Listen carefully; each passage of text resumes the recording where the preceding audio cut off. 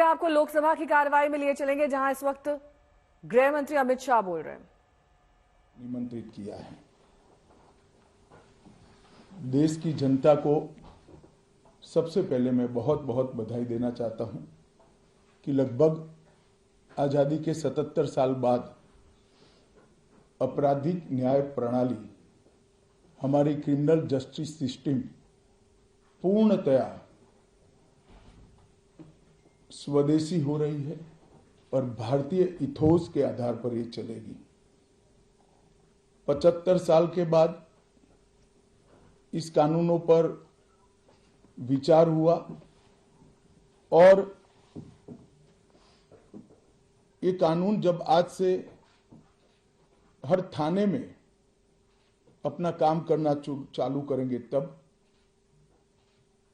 अंग्रेजों के बनाए हुए कानून निरस्त होकर भारत की संसद ने बनाए हुए कानून आएंगे। दंड की जगह न्याय लेगा, देरी की जगह स्पीडी ट्रायल और स्पीडी जस्टिस मिलेगा।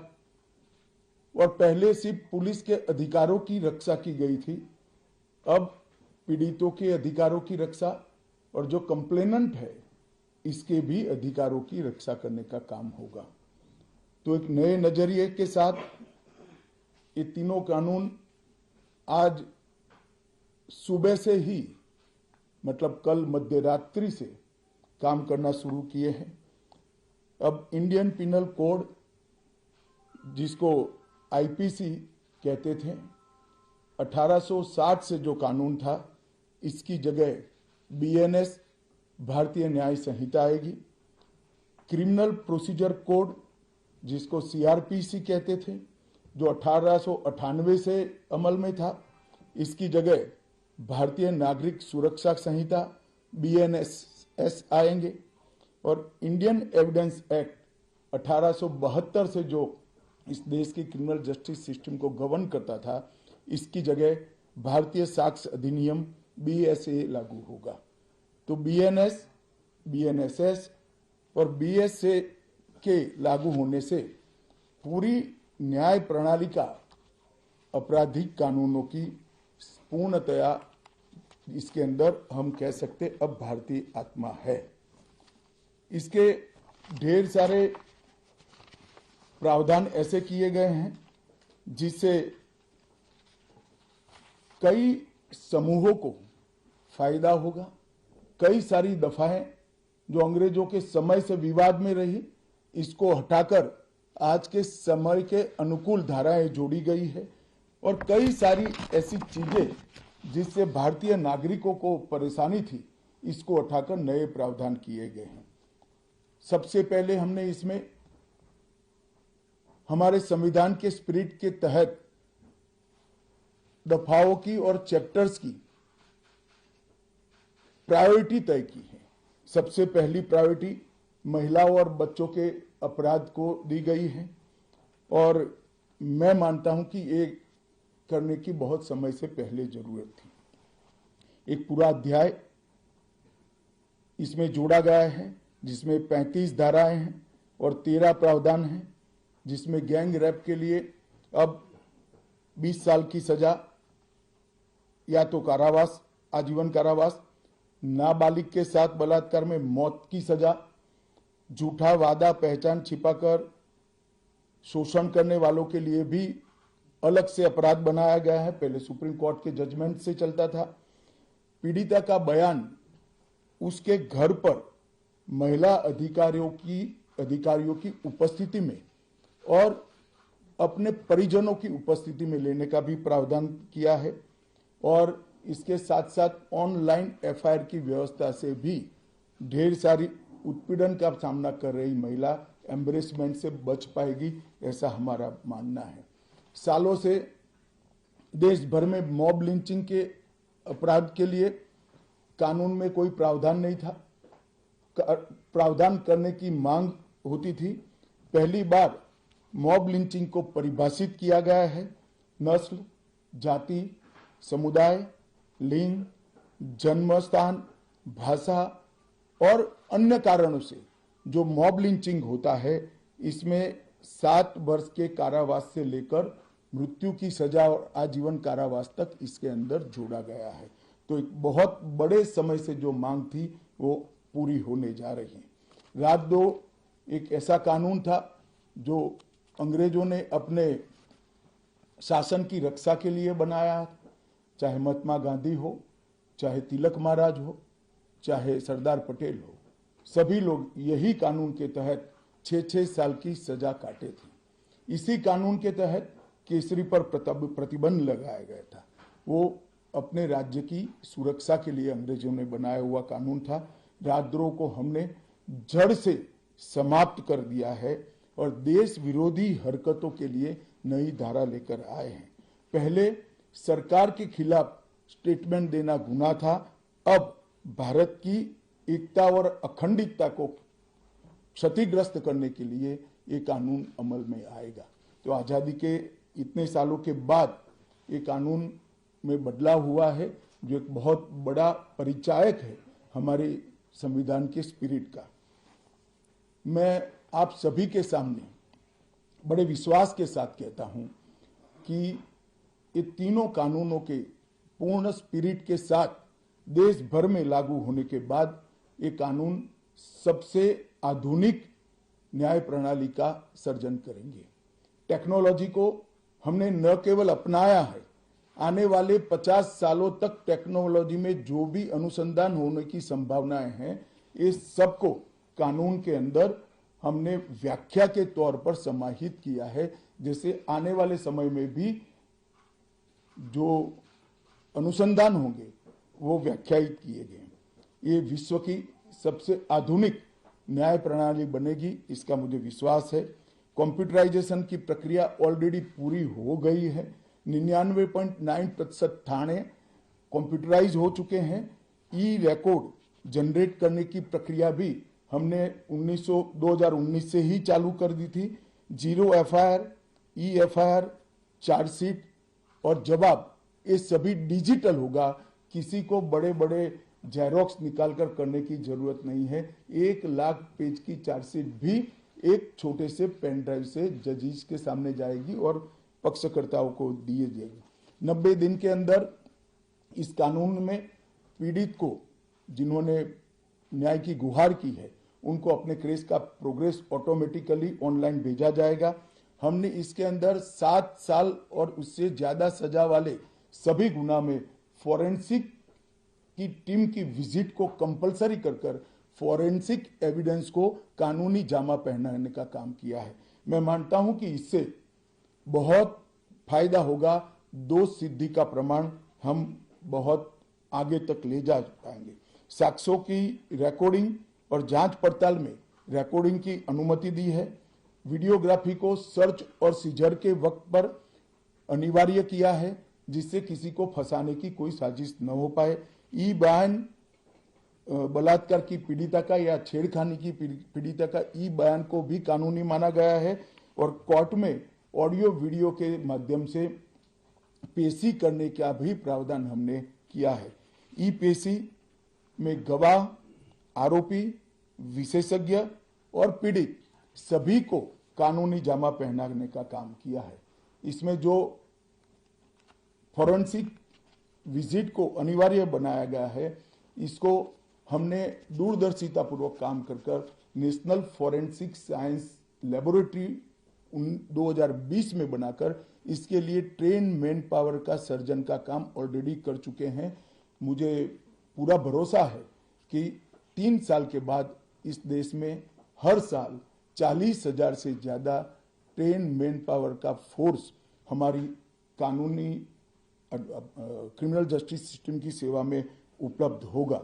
कन्विक्शन का रेशियो इसके माध्यम से 90% तक ले जाने का हमने प्रावधान किया है और फॉरेंसिक इंफ्रास्ट्रक्चर को बढ़ाने के लिए अभी हमारी कैबिनेट ने निर्णय किया है और 9 राज्यों में फॉरेंसिक साइंस यूनिवर्सिटी के कैंपस खोले जाएंगे और 6 सेंट्रल फॉरेंसिक लेबोरेटरीज को भी हमने करा है।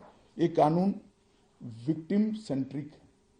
पहले दिनों तक किसी को पुलिस ले जाती थी, परिवार वालों को कोर्ट में आना पड़ता था। अब हमने कंपलसरी किया है कि हर थाने में रजिस्टर होगा और ई रजिस्टर भी होगा कि कौन सा अपराधी पुलिस की कस्टडी में है, जिससे हेबियस के माध्यम से कोर्ट में नहीं जाना पड़ेगा। तलाशी और रेड दोनों स्थिति में वीडियोग्राफी की जाएगी, जिससे पुलिस के अधिकारों का दुरुपयोग न हो पाए।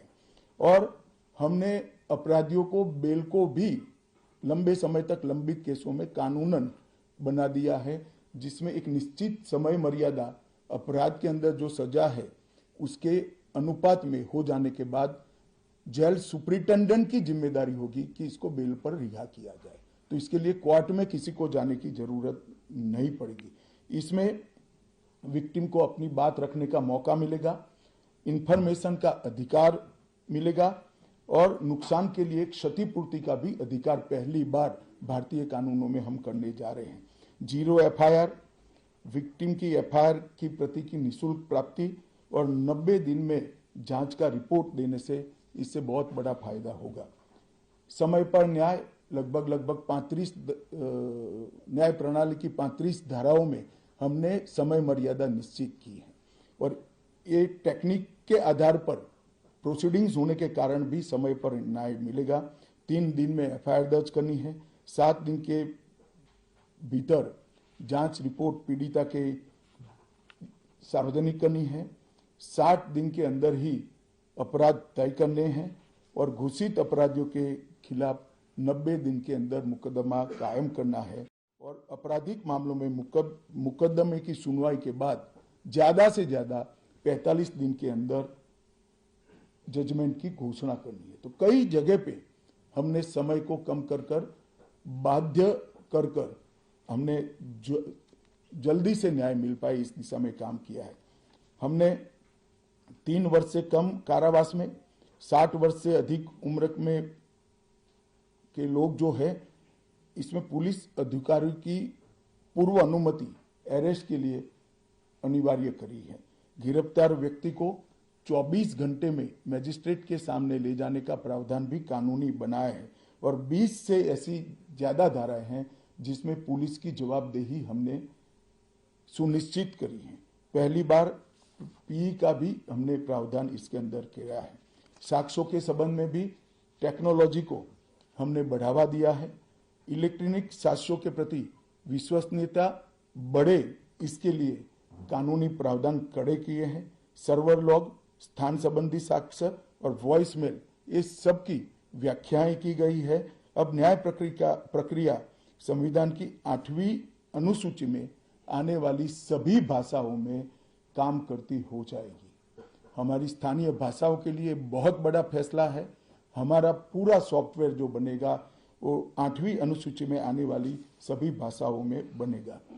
कानून बनने के बाद, संसद ने पारित करने के बाद तैयारी के लिए ढेर सारा प्रयास भारत सरकार के गृह मंत्रालय और हर राज्य के गृह मंत्रालय और जस्टिस मंत्रालय ने किया है। लगभग 22.5 लाख पुलिस कर्मियों की ट्रेनिंग के लिए 12,000 मास्टर ट्रेनर्स बना दिए गए। कई इंस्टीट्यूशन को अधिकृत किया गया और 23,992 मास्टर ट्रेनर अब तक ट्रेन हो चुके हैं। जुडिशरी में 21,000 सबऑर्डिनेट जुडिशरी का ट्रेनिंग हो चुका है और इसके लिए भी आगे पर मास्टर ट्रेनर्स की कई बैच स्थानीय भाषाओं में तैयार हो गई है। 20,000 पब्लिक प्रोसिक्यूटर्स को ट्रेन किया गया है और लगभग हर प्रोसिक्यूटर को एक ऐप दे दिया गया है और नए कानून छापे हुए दिए गए हैं कि पुरानी धारा कौन सी थी, नई धारा कौन सी है। प्रिजन के 51,224 कर्मचारियों का ट्रेनिंग हुआ है और फॉरेंसिक के 4,000 कर्मचारियों का ट्रेनिंग हुआ है। कुल मिलाकर ट्रेनिंग की संख्या पुलिस में 6 लाख, प्रोसिक्यूशन में 4,000, जुडिशरी में लगभग 20,000, फॉरेंसिक में भी 4,000 और प्रिजन में 10,868 मास्टर ट्रेनर अभी काम कर रहे हैं। मित्रों, ये संहिता के लिए कुछ विपक्ष के मित्र अलग अलग बातें मीडिया के सामने रख रहे हैं कि अभी ट्रेनिंग नहीं हुई है, चर्चा नहीं हुई है।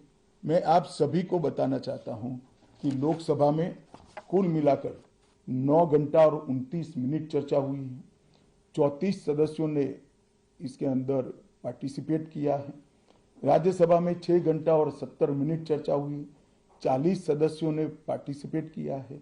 एक ये भी झूठ चलाया जा रहा है कि सबको बाल निकालने के बाद ये बिल लाया गया। बिल बिजनेस एडवाइजरी कमेटी में पहले से निश्चित था। मेरा ये स्पष्ट मानना है कि 14 तारीख से ही विपक्ष ने सदन का बहिष्कार करने जैसी हरकतें करी थी और शायद वो हिस्सा लेना नहीं चाहते थे। और दोनों सदनों में 14 तारीख में लोकसभा में 96 और राज्यसभा में 46 सदस्यों ने ऐसी हरकतें की जिससे पीठासीन अधिकारी उनको बाहर करने के लिए मजबूर हो जाए। फिर भी एक ऑप्शन था। ये बहुत बड़ा दूरगामी परिणाम लाने वाला कानून था। वो एक कानून के लिए स्पेशल अंदर आकर चर्चा में अपना मत रख सकते थे। इसके पहले भी मैंने 2020 में सभी सांसदों को पत्र लिखकर उनके सुझाव मांगे थे। सभी मुख्यमंत्रियों को पत्र लिखकर उनके सुझाव मांगे थे। सभी सुप्रीम कोर्ट के सम्मानीय न्यायाधीशों को पत्र लिखकर उनके सुझाव मांगे थे। सभी हाई कोर्ट के चीफ जस्टिस को पत्र लिखकर सुझाव मांगे थे। गृह सचिव जी ने सभी आईपीएस अफसरों से सुझाव मांगे थे, सभी कलेक्टर से सुझाव मांगे थे और ये सब सुझाव मिलाकर मैंने खुद अधिकारियों की बैठक को अलग करे तो मैंने खुद 158 बार इसकी मीमांसा कर बैठक कर विचार कर एक बिल बनाया। ये बिल को भी संसद ने ऐसे ही पारित नहीं किया है। गृह विभाग की समिति के पास ये बिल को भेजा गया। 2.5 महीना या तो 3 महीना इस पर विशद चर्चा हुई। सभी दल के सांसदों ने इसके अंदर हिस्सा लिया है, अपने सुझावों को रखा है। 4-5 पॉलिटिकल स्टाइल के सुझाव छोड़कर मैं दावे से कह सकता हूं हर सुझाव को समाहित कर 93 बदलाव कर बिल को फिर से कैबिनेट ने पारित किया और पारित करने के बाद सदन के सामने रखा गया। इतने बड़े सदियों के बाद हो रहे सुधार को पॉलिटिकल कलर देना मैं मानता हूं ठीक नहीं है। मेरे तो सभी विपक्ष के साथियों से विनती है, पॉलिटिक्स करने के ढेर सारे मुद्दे हैं, आराम से करिए पॉलिटिक्स, कोई चिंता नहीं, हम भी जवाब देंगे। मगर ये कानून देश के 140 करोड़ नागरिकों को संविधान का जो स्पिरिट है, न्याय और आत्मसम्मान, वो समय पर दिलाने की एक एक्सरसाइज है। तो आप सभी लोग इसमें कोऑपरेट करिए और मैं मानता हूं कि जिसको भी कुछ कहना है, मेरा दफ्तर हमेशा खुला है, मैं अवेलेबल हूं। मिलने से पहले रोड पर जाना मैं मानता हूं ठीक नहीं है। चर्चा करनी चाहिए, कुछ भी हो बात करनी चाहिए। और मेरा स्पष्ट मत है जो मैं आज बेबाक तरीके से आप लोगों के सामने रखना चाहता हूं, रिकॉर्ड के आधार पर कह सकता हूं, मैं भारत के आजादी के बाद किसी भी कानून पारित कराने के लिए इतनी लंबी चर्चा का प्रोसेस नहीं हुआ है। ये मैं रिकॉर्ड पर कहने के लिए तैयार हूं। 4 साल तक इस कानून पर विचार हुआ और अगर आपको अभी भी कुछ कहना है तो आप जरूर आइए, मैं सुनने के लिए तैयार हूं। मगर कृपया इस कानून को पब्लिक तक इसकी सेवा करने देने का मौका देना चाहिए। समय पर न्याय मिलेगा तो देश का भला होगा। संविधान की सुरक्षा और आत्मसम्मान की भावनाओं को नागरिक प्राप्त कर पाएंगे तो देश का भला होगा। और सबसे बड़ा बदलाव है, हमने थोड़े धैर्य के साथ टीथिंग प्रॉब्लम को देश की जनता ने भी बड़े धैर्य के साथ लेकर सिस्टम को सुधारने का मौका देना चाहिए। और मैं सभी दलों से भी कहना चाहता हूं कि राजनीति से ऊपर उठकर आप इसका समर्थन करिए और जो भी सुझाव जनता के हित में है लेकर आइए। हम इस पर चर्चा करने के लिए तैयार हैं। आप लोगों के मन में कोई बात है तो आप जरूर पूछ सकते हैं।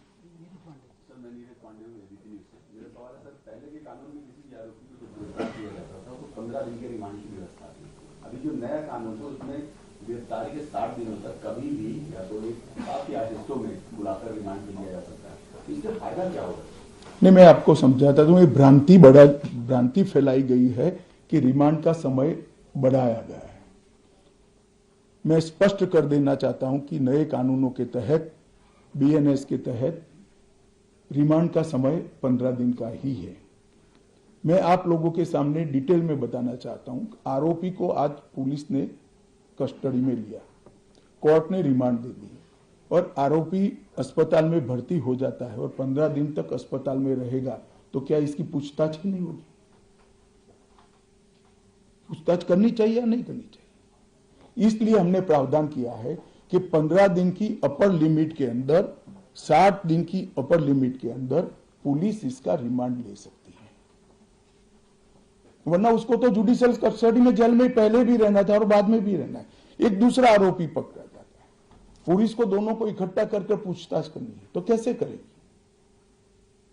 तो 15 दिन की लिमिट को हमने नहीं बढ़ाया है, रिमांड 15 दिन की ही होगी। 60 दिन के भीतर एक या दो टुकड़ों में आप 15 दिन की रिमांड ले सकते हैं। भ्रांति फैलाई जा रही है कि रिमांड का पीरियड बढ़ाया गया है।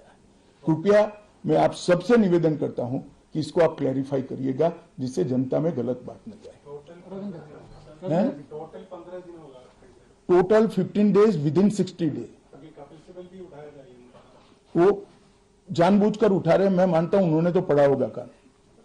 सर, ये आज से ये कानून लागू हुआ, लेकिन सबसे पहला जो मामला एफआईआर हुआ दिल्ली में देखे तो स्ट्रीट वेंडर के खिलाफ कर दिया है। ये झूठ है, क्या मसला? ये झूठ है। सबसे पहला मामला अब तक के रिकॉर्ड के हिसाब से ग्वालियर के पुलिस थाने में हुआ है और चोरी का है। किसी की मोटरसाइकिल चोरी कर ली गई 1,80,000 की वैल्यू की। इसका मामला 12:10 पर रजिस्टर हुआ है, पहला मामला नहीं है। और जो वेंडर के खिलाफ मामला रजिस्टर हुआ, इसका प्रावधान पहले भी था, ये नया प्रावधान नहीं है। पुलिस ने इसका रिव्यू का प्रोविजन का उपयोग कर वो मामले को खारिज कर दिया। एक आपने तो ये कहा है कि जितने भी लॉज बन रहे हैं शेड्यूल 8 की लैंग्वेजेस में मौजूद होंगे, पर तमिलनाडु की जो रूलिंग पार्टी है डीएमके, उनको अपोजिशन और कुछ और पार्टीज का भी नाम हिंदी में क्यों है, जो पूरे देश में एप्लीकेबल हो? देखिए, मैं अलग बात कहना चाहता हूं। एक तो पूरा कानून तमिल में उपलब्ध कराया जाएगा, एक बात समझिए, प्रोसीडिंग तमिल में होंगी। अगर नाम के लिए भी आपके मन में कोई विरोध है तो मिलकर करना चाहिए। मुख्यमंत्री जी, सांसद, मुझे तो कोई ने ना किसी ने मिलने का समय मांगा है, ना कोई मिलने आया है। फिर भी मैं सभी से अपील करता हूं कि जो कुछ भी आपकी ग्रीवेंसीज हैं, या तो ऐसा लगता है कि ये धाराएं जनता की सेवा ठीक से नहीं कर पाएगी, इसको लेकर मुझे मिलिए। कानूनों का बहिष्कार ये रास्ता नहीं है, पॉलिटिक्स करने के ढेर सारे रास्ते हैं।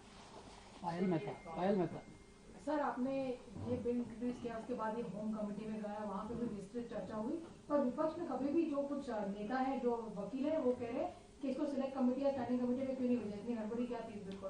नहीं भेजा ही था, गृह विभाग की संसद की कमेटी में भेजा था, जिसमें सिर्फ चिदम्बरम खुद थे और सबसे ज्यादा हिस्सा लेने वाले सदस्यों में चिदम्बरम साहब थे। और कांग्रेस पार्टी ने पहले चिदम्बरम जी नहीं थे तो उसको रखा स्पेशली। स्पीकर ने अनुमति भी दी कि ठीक है भाई, इनका अनुभव है, लॉयर है, तो असिस्ट करेंगे कमेटी को। स्टैंडिंग कमेटी में नहीं भेजा, सिलेक्ट कमेटी। क्या फर्क पड़ता है स्टैंडिंग कमेटी, इसमें भी प्रो रेटा मेंबर है, सभी दलों के सदस्य थे। चलो पीयूष, वहां तक से बड़ा आरोप लगाया जा रहा है विपक्ष के द्वारा कि सभी कानून ड्रैकोनियन है, और दूसरा ये कि ये कानून के माध्यम से सरकार जो है हिंदुस्तान को एक पुलिस स्टेट में कन्वर्ट करना चाहती है। देखिए, मैंने आज आपको एक नोट भी गृह विभाग के माध्यम से अधिकृत नोट दिया जाएगा, जो मेरा आप सभी से निवेदन है कि इसको आप कृपया आप सबके अखबारों और टीवी चैनल्स के अंदर जनता के लिए रखें। ड्रैकोनियन कानून तो वो थे जिसको हटाया गया है। ये कानून तो भारत की संसद ने और भारत की न्याय प्रणाली को आधुनिक बनाने वाले हैं, जिसमें पीड़ितों के अधिकार की रक्षा की गई। आप मुझे बताइए, पहले दिनों तक कस्टडी में रखने के बाद कोई परिजनों को जवाब नहीं देता था, हेबियस कर सुप्रीम कोर्ट या हाई कोर्ट में आते थे। हमने प्रावधान करा कि ऊपर एक रजिस्टर रखना पड़ेगा कि मेरी कस्टडी में फला फला व्यक्ति है। इससे पुलिस राज बढ़ेगा या कम होगा। कई सारी कोर्ट में फरियाद आती थी, सच झूठ तो कोर्ट को तय करना होता है, मगर कंप्लेंट्स आती थी कि पुलिस ने ये मेरे घर में रख दिया और मुझ पर आरोप लगा दिया। उस वक्त वीडियोग्राफी करना ये पुलिस राज को बढ़ावा देगा या कम करेगा? 24 घंटे में अपराधी को न्यायाधीश के सामने ले जाना ये पुलिस राज को कम करेगा या बढ़ाएगा? गिने चुने पुराने दकियानुसी कुछ शब्द और कुछ वाक्य कानून को पढ़े बगैर जनता में डालकर गलत फहमी करने का प्रयास करें। मेरी सभी से विनती है, कृपया ऐसा मत करिए।